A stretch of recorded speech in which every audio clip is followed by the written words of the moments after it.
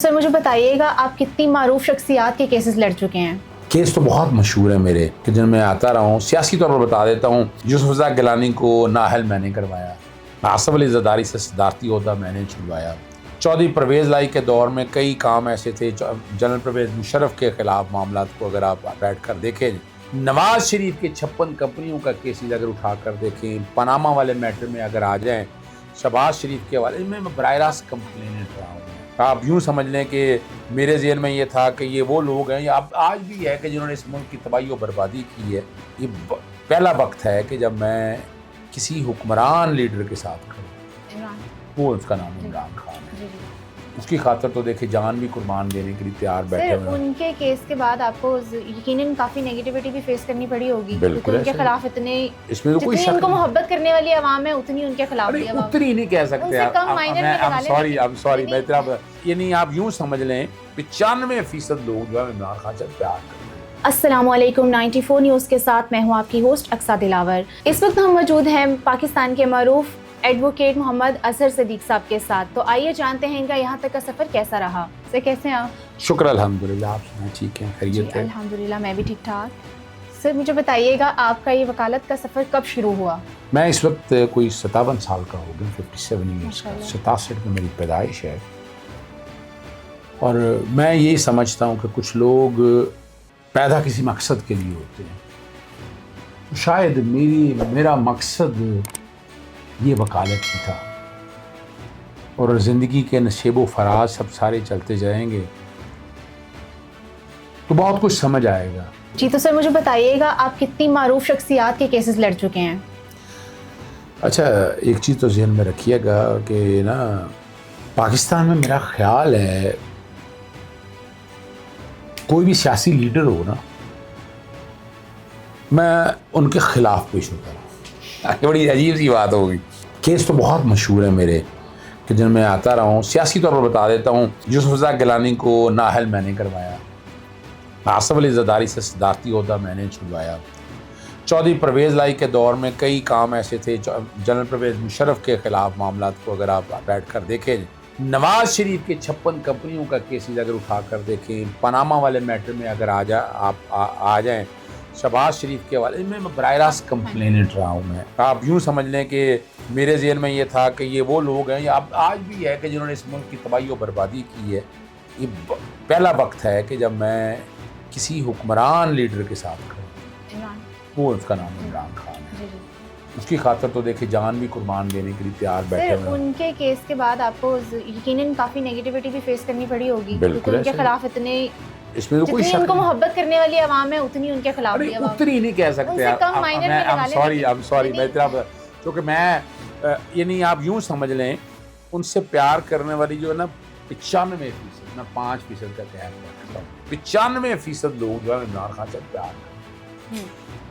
और ये नहीं कि नहीं, मैं पूरी दुनिया में, यानी मैं अभी जब यूके गया था तो वहाँ आप सोच सकती हैं, वहाँ मैंने 5% भी नहीं, यानी 1-2% जो लोग जो इमरान खान से प्यार नहीं करते, वरना उनसे प्यार करने वाले ये सारे लोग मौजूद हैं। ये जो आजकल सोशल मीडिया आप देख रही हैं ना, फेसबुक पर पाबंदी मैंने लगवाई थी। क्या कह रहा हूँ? फेसबुक पे 10 दिन पाबंदी लगवाई थी मैंने। फिर आप यहाँ कई है, मिसाल के तौर पर लोगों के महंगाई के मामलात, तालीम का मसला ले लें, और एनवायरनमेंट के इशू ले लें, हेल्थ के इशू ले लें। अब एक नहीं कर सकता। रेमंड डेविस बड़ा मशहूर है। एक और था, ईमान मतलब बच्ची थी, उसको 3 साल की थी, डॉक्टर ने इंजेक्शन लगा के मार दिया था उसको, वो वाला मैटर मैंने टेकअप। यानी मैं कुरेदना शुरू करूँ तो यानी कोई ऐसा सब्जेक्ट नहीं है कि जिस पे मैंने काम नहीं किया। और उसकी मेन वजह यही है कि मैं 80% काम मुफ्त करता हूँ। कितना? 80%। बस पूछा नहीं कि भूखे नहीं मरे। पूछूंगी सर, आपकी फीस कितनी बनती है, आप कैसे सरवाइव करते रहे हैं? मेरी मिसाल के तौर पर यहाँ मेरे दोस्त था, उनसे पैसे नहीं मैं देता। साफ़ी हैं, पैसे नहीं देता। डॉक्टर्स हैं, टीचर्स हैं, गरीब हैं, उनसे पैसे नहीं मैं देता। पैसे मैं देता हूँ करोड़ों में, फीस मेरी करोड़ों में है नहीं। अगर मुझे मेरे रब ने 10 बंदों की बजाय एक बंदे में रिज़्क लिखा है तो मैं कौन होता हूँ? मैं तो फिर 11 लोगों का काम करूँगा ना। पैसे मैं इससे ले लिए हैं, काम मैं 11 का करूँगा, इनसे नहीं लूँगा पैसे। तो ये कॉन्सेप्ट समझना, ये कॉन्सेप्ट इमरान खान का है। और वतुइज़्ज़ मन तशा वतुज़िल्लु मन तशा, जिसे चाहे इज्जत दे, चाहे ज़िल्लत दे। और एक बड़ा ईमान की वो बात इमरान खान सब जो करते हैं कि जो रात कब्र में वो बाहर नहीं, और जो बाहर है वो कब्र में नहीं, और जो गली मेरे लिए बनी है वो मेरे लिए बनी है। आप एक ऐसा लीडर को देखा, मैं मेरे पास बैठोगे तो मैं 24 घंटे बोलता रहूँगा। कितने केसेस जीत चुके हैं, मुझे ये बताएं। अच्छा, मेरी सक्सेस रेट जो है ना तकरीबन आप समझ लें 90%, 90+। ये अभी बिजली के बिलों का महंगा काम है, मैं पिछले 15 साल से लगा हूँ। तेल की कीमतें बढ़ रही हैं, रोज़ों में यहाँ जो जुल्म होता है, महंगाई होती है। अभी आपके सामने ये कुछ दोस्त अब आप बैठे हैं, ये बलूचिस्तान से आए हुए हैं। ये मुर्गी जो है ना पंजाब से वहाँ नहीं बाहर जाने दे रहे, इन लोगों की खातर वहाँ पर वो चैलेंज किया है कि नहीं होना। तो कोई भी टॉपिक, किसी तरह का भी टॉपिक छेड़ लें उसमें है, तो ये अल्लाह ताला का शुक्र है। तो कोई ऐसी चीज़ बताइएगा जो आपको दूसरे लॉयर से डिफरेंट बनाती हो, आपकी अपनी यूनिकनेस क्या है? अच्छा, वो सबसे बड़ी बात है कि मेरे रब ने एक क्वालिटी दी है, मैं इंसान का चेहरा पढ़ लूँ। तो सच्ची बात पूछनी वो ये बात है कि लोग मुझे समझते मैं वकील नहीं। अच्छा, वो क्यों, किस वजह से? कि मैं फीसों की, मैं लोगों की जेब की तरफ नहीं देखता, जेब की तरफ नहीं देखते। तो इसलिए ये एक यूनिकनेस मैं आज भी समझता हूँ कि मेरे में ये एक यूनिकनेस है। मैंने अमीर कबीर लोगों के केस किए हैं, बड़े से बड़े बिजनेसमैनों के केस किए हैं, कहाँ से निकल के कहाँ तक पहुँचा। और मैं बड़ी लंबी कहानी है, वो एक शुरू होगी तो लंबी हो जाएगी। सर, आपने सबसे ज़्यादा हाईएस्ट फीस किसकी ली है? वो क्यों टैक्स वाले डिपार्टमेंट के पीछे डालना है तुमने, हैं? क्यों डालना है पीछे मेरे? लेकिन मैं उन वकीलों में से हूँ। मैं 1992 में वकालत में आया, 1992 में, और 6 साल बाद मैं टैक्स गुजार। कोई वकील नहीं है इतना जो इस तरह करता हो।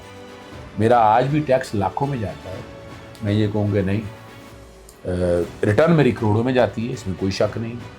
ये मैं कहूँ कि नहीं, मैं डिक्लेयर करता हूँ, मैं ऐसे कहूँ कि नहीं, तो वो ना ही पूछिएगा, वो राज में रहने। चलें। सर, मुझे बताइएगा कि पाकिस्तान के वकीलों की इतनी अहमियत क्यों है, यहाँ पे क्यों इतने ज़रूरी हैं?